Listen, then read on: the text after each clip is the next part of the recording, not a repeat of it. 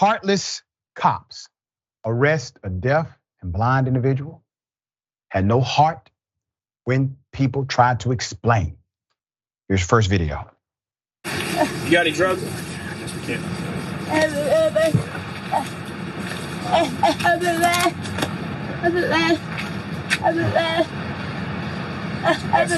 This woman is deaf, and the arresting officer knew it before he arrived on scene. Look, I'm aware that she's deaf and hard of hearing. I let everyone know before we got No, she's not hard of hearing. She's deaf. Yes, she deaf, was born yes, deaf. deaf And or- she's legally blind. Yes, deaf and or hard of hearing. She's also legally blind and couldn't find her glasses. The arresting officer knew that too. Hey, she got glasses in there? Glasses, contacts? Can y'all check around inside for him real quick? He said he arrested her because it was a dangerous situation. I make an arrest in order to stop a potentially dangerous situation to certain.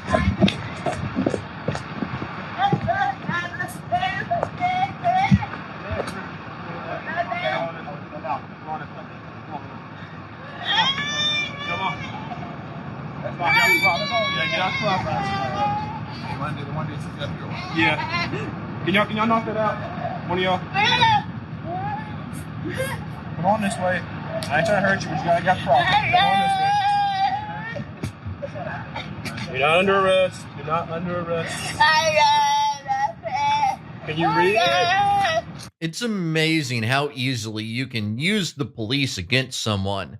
When you're done using your girlfriend, break up with her and then call the police to have her trespassed and arrested. Nevertheless, Christy leaves the house with the officer and appears compliant. She walks to the neighboring yard but is brought back to the driveway by the officer physically controlling her. She is in the driveway location only because the police officer put her there instead of allowing her to leave. Let's put up the picture, one of the screenshots from this extremely inappropriate and unprofessional situation by the officer. Great reporting by Justin Pulliam.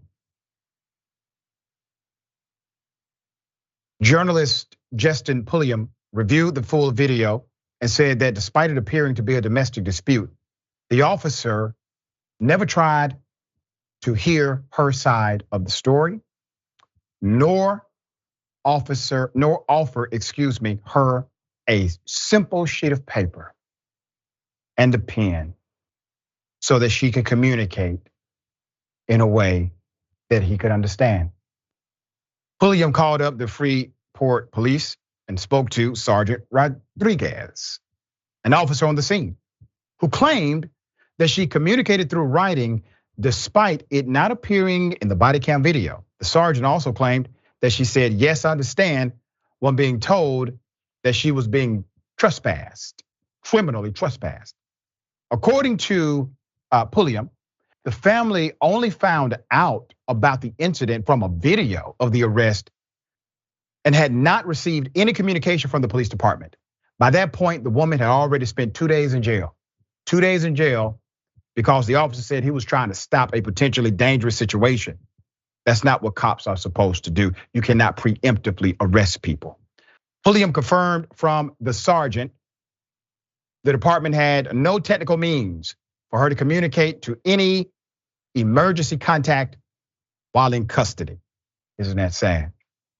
Chief Jennifer Erlandson Howell of the Freeport Police Department, buck stops with her. So madam, what are you going to do here? Obviously, your officer decided to handle an individual in a way that really should be unbecoming of any officer. To view Justin Pulliam's full coverage of the story, you can visit his YouTube channel, Corruption Report. There you'll see him grill a Freeport officer about the entire incident, as well as a video of the woman's family confronting the police at the station. Special thanks to him for allowing me and Indisputable to share a portion of his video. He's doing good work over there, all right? When I saw this video, and I remember talking to my producer, Jordan, I said, I got to do this story. So one, statutorily, maybe the officer did not technically commit a crime. Possibly. Creative DA can probably make a case. But let's take it above the context of law and policy and talk about the humanity required to simply be in a professional position like that, and a position where you can literally kill somebody and get away with it. We're recruiting the wrong type of personality to these particular jobs. The way he handled that whole situation, even when people tried to reason with him, talk to him. Why would you want to arrest somebody in that situation? What is it inside of you that made you feel good about that judgment call? How do you sleep at night? All right. Bennie, thoughts? Yeah, I'm gonna be real. Look, this is why I hate cops and people with cop mentality. Because fundamentally, at their core, there's this idea in the United States that like was born out of this like ridiculous white suburbia sort of culture that anything that is even slightly uncomfortable must be equated to being dangerous. Because like I get it, you're trying to communicate with somebody that like has limitations. You know who's more uncomfortable though in that situation? Not you.